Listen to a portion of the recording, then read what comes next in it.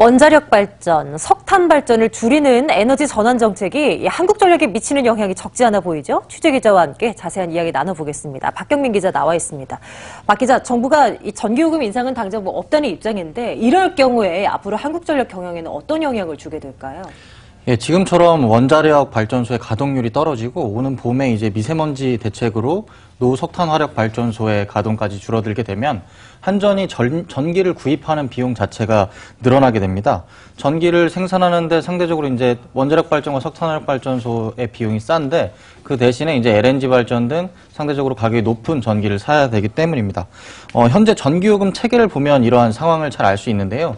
그 한국전력이 발전사로부터 전력을 생산한 그걸 이제 도매요금으로 사오고 네. 그리고 소비자들한테는 이제 소매요금, 우리가 이야기하는 전기요금이죠.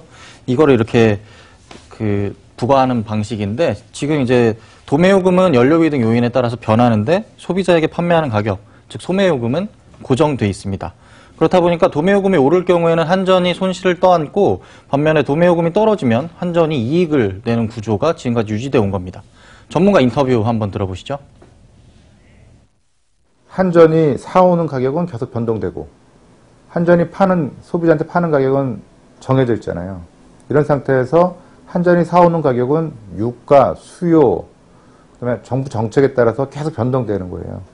그래서 유가가 오르면 한전이 비싸게 사서 싸게 팔아야 되니까 한전은 적자를 보게 돼 있고. 이런 것처럼 이제 한전이 적자 또는 흑자를 보면서 전기요금 변화를 사실상 보정을 해주고 있는 상태인데요.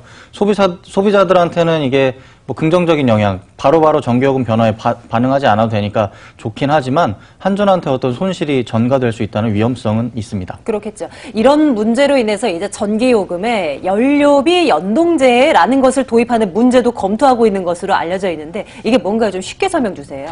네, 연료비 연동제는 쉽게 설명을 하면 연료비의 변화 자체를 한 달이나 두 달 정도 후에 요금에 반영을 하는 제도입니다. 이거는 이제 가스요금이나 휘발유 가격에는 보통 이제 적용이 되고 그렇죠. 있거든요. 예. 연료비 연동제는 이게 이제 한전과 같은 전기 사업자 경영의 안정성을 확보하는 그것은 물론 전력 수요 관리에도 도움이 됩니다. 아무래도 가격이 오르다 보면 소비자들이 사용량을 조금 줄일 수밖에 없기 때문에 가격 신호를 통해서 소비자들이 전기 사용을 줄이도록 하는 데도 목적이 있는 겁니다. 하지만 이게 반영이 될지 안 될지는 아직 미지수인데요. 전기요금 인상 그리고 물가가 오른다는 부담이 있기 때문에 이게 적용이 될지 안 될지는 아직 정해지지는 않은 상태입니다. 어쨌거나 이제 목소리 자체는 전기요금 인상 없는 에너지 전환은 어렵다라는 얘기들이 많긴 하죠. 한국전력은 어떻게 대응할 계획이던가요?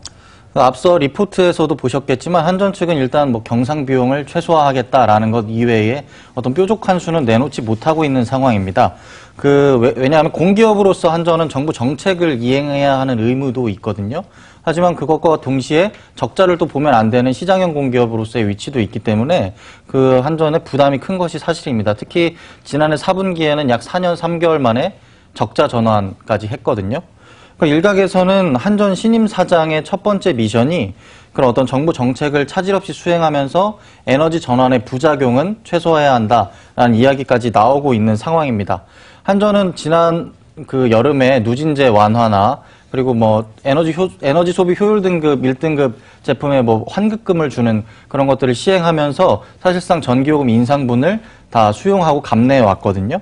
하지만 이제 스마트 그리드나 신재생 에너지 설비 확충 그리고 이제 신규 발전 설비들, 전력 설비들을 건설해야 하는 여러 가지 신사업들 돈이 들어갈 곳은 많은데 전기요금 인상이 없다면 그것들을 이제 상쇄할 수는 없기 때문에 한전의 어떤 경영 실적은 더 악화될 수도 있다는 전망이 나오고 있습니다.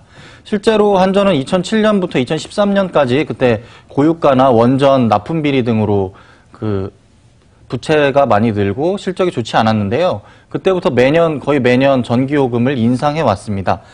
이렇다 보니까 한전은 전기요금 인상은 정부가 밝혔으니까 그거는 이제 그대로 유지하되 한전이 나서서 소위 말해서 총대를 메고 여론의 문매를 맞을 수 있다라는 그런 우려도 나오고 있는 상황입니다. 참 신재생 에너지로의 전환에는 참 넘어야 할 산이 많아 보입니다. 분위기 살펴봤습니다. 박경민 기자였습니다. 말씀 잘 들었습니다.